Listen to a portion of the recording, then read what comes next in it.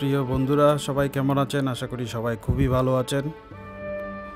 আজকে আমি আছি এখন চট্টগ্রাম শহরের পাথরঘাটা এলাকার বান্ডেল রোডে।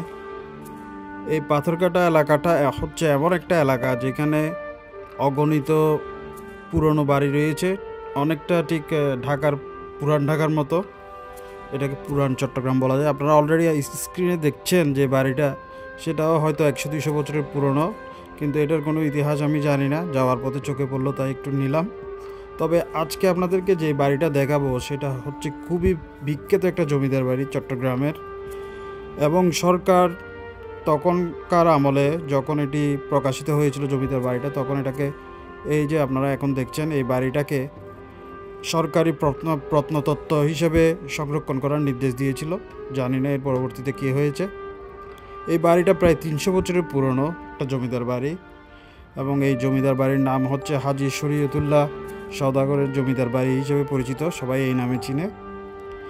আজকে এই জমিদার বাড়ি আপনাদেরকে ঘুরে ঘুরে দেখাবো এবং এই জমিদার বাড়ি সম্পর্কে খুঁটিনাটি বলবো। এই জমিদার বাড়ি সম্পর্কিত একটা আশ্চর্যজনক ঘটনা হচ্ছে, এই হাজী শরীয়তুল্লাহ সওদাগর এই জমিদার বাড়িটি তৈরি করেছিল 120টা মাটির কলসির উপর ভর করে। অর্থাৎ এই জমিদার বাড়িটা মাটির নিচে 120টা মাটির মটকা বা কলসি, ওইটার উপর ভর করে এটা বানানো হয়েছিল। জানি না কি টেকনোলজি কাজ করেছিল, এবং যতটুকু শুনেছিলাম এইরকম মাটির কলসির উপর বানানোর কারণ হচ্ছে যাতে বাড়িটা ভূমিকম্প, জলোচ্ছ্বাসের মতো প্রাকৃতিক দুর্যোগ থেকে রক্ষা পায়। সেজন্য হয়তো তখনকার সময় কোনো টেকনোলজি ছিল, এটা নিয়ে টেলিভিশনের রিপোর্ট হয়েছিল। মূলত আমি সেই টেলিভিশন রিপোর্টটা দেখেই আজকে এখানে ভিডিও করতে এসেছি। তবে তেমন কোনো ইউটিউবারের ব্লগারদের কোনো ব্লগ আমি দেখিনি। এই বাড়িটা আসলে অনেকটা ব্যাকওয়ার্ড একটা জায়গায়। এই যে দেখুন স্ক্রিনে যে দুইটা ছোট ছোট বাচ্চা দেখছেন, তারা কিন্তু হাজী শরীয়তুল্লাহ সওদাগরের, যতটুকু ওদের কাছ থেকে শুনলাম, 8ম বংশধর।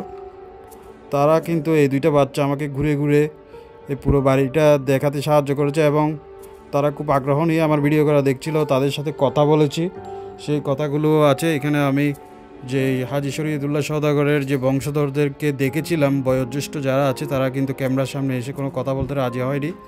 তবে এই যে নাতি বা এই ধরনের যেগুলো ছোট বাচ্চা পেয়েছি কয়েকজনকে, তাদের সাথে কথা বলে অনেক কিছু জানলাম। এই দুইটা ছোট বাচ্চা আমাকে অনেক ভূতের ঘটনাও শেয়ার করেছে, জানি না কতটুকু সত্য। এইগুলো ভিডিও শেষ পর্যায়ে আমি দিয়েছি, আপনারা দেখবেন। এই যে বাড়িটা দেখুন আপনারা কতটা ভঙ্গুর অবস্থায়, প্রায় 300 বছরের পুরনো একটা বাড়ি, সত্যি আশ্চর্যজনক।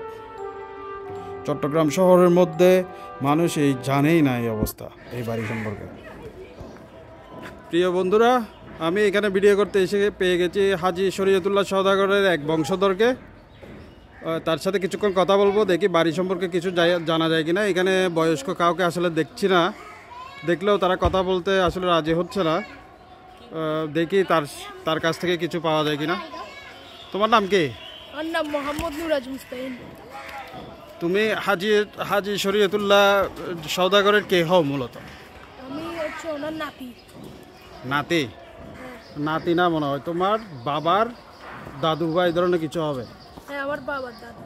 তো এই বাড়িটা সম্পর্কে তুমি কি জানো? এটা কত বছরের পুরানো? এটা প্রায় 300 বছরের পুরানো। আচ্ছা, এখানে আমরা শুনছি এই বাড়িটা নাকি ওই মাটির কলসির উপর তৈরি, এটা কি ঠিক কথা? জি জি, এই বাড়িটা।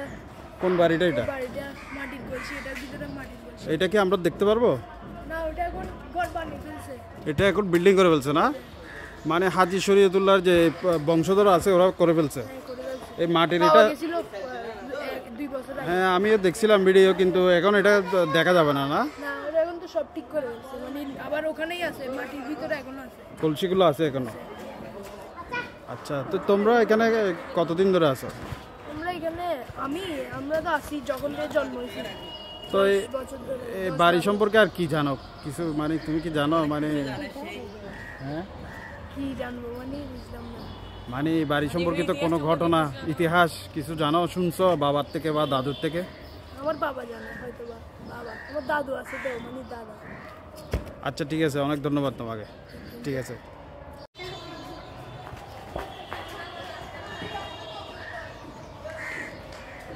বন্ধুরা, আপনারা এই যে পাকা বিল্ডিংটা দেখছেন সেটাও কিন্তু এরকমই ভগ্ন জমিদার বাড়ি ছিল হাজী শরীয়তুল্লাহ সওদাগরের। এবং আপনাদেরকে একটা ইনফরমেশন দিই, এই জায়গায় যে পাকা বাড়িটা দালানটা হচ্ছে, এইখানে যে জমিদার বাড়িটা ছিল সেটা কিন্তু অনেকগুলো মাটির কলসির উপর ভিত্তি করে তৈরি করা ছিল। এটা চট্টগ্রামের অনেক মানুষই জানে, চট্টগ্রামে সাংবাদিক রিপোর্ট করেছে এটা নিয়ে, এবং বাংলাদেশ সরকার থেকে প্রত্নতত্ত্ব হিসেবে এটা ধরা হয়েছে।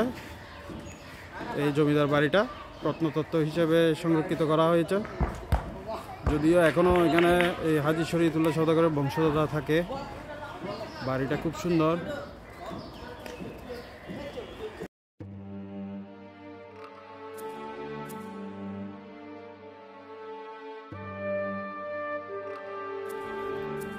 বন্ধুরা, যেটা বলছিলাম, চট্টগ্রাম শহরের মানুষ আসলে এই বাড়িটা সম্পর্কে তেমন কিছুই জানে না। আমি যখন পাথরঘাটা আসছিলাম, এই বাড়িটার খোঁজ করছিলাম, অনেক দোকানপাট, অনেক মানুষজনকে জিজ্ঞেস করছিলাম, তারা কেউই বলতে পারছিল না।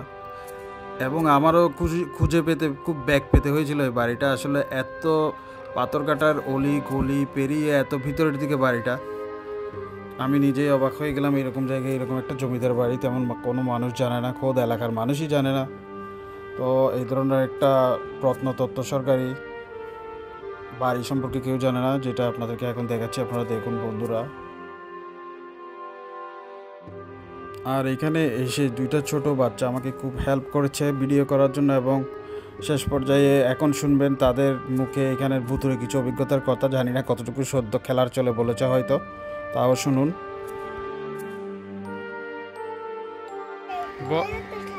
হ্যাঁ, তোমরা এখানে ভূত দেখছো?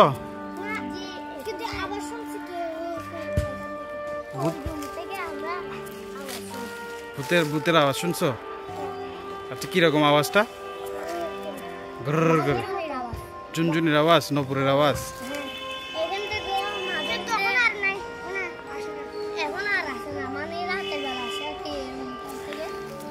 আচ্ছা, এটা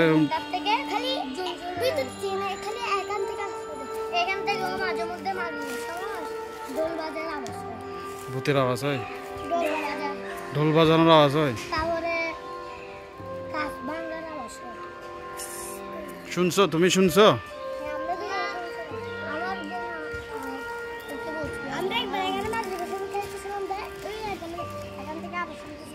আওয়াজ শুনছো?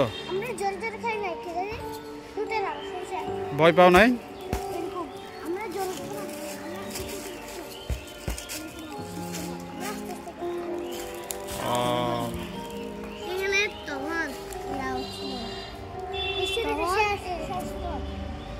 রাতের বেলা আমার ভাই বোনেরা এখানে পিকনিক করতেছিল, তো তখন পিকনিক করার সময় রাত 12টা বাজে, ওরা এখানে বসছিল। তো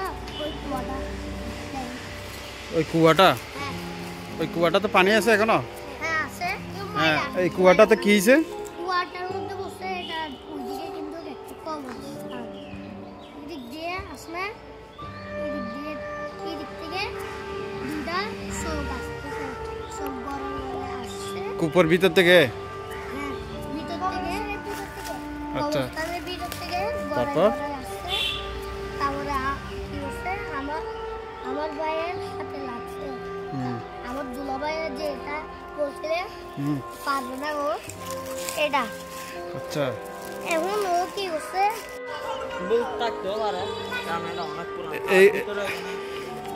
এই কূপটা নিয়ে, এই কূপটা তো কোনো ইউজ নাই না এখন? কি করা হয় এটাতে? পানিগুলো তো ময়লা হয়ে গেছে।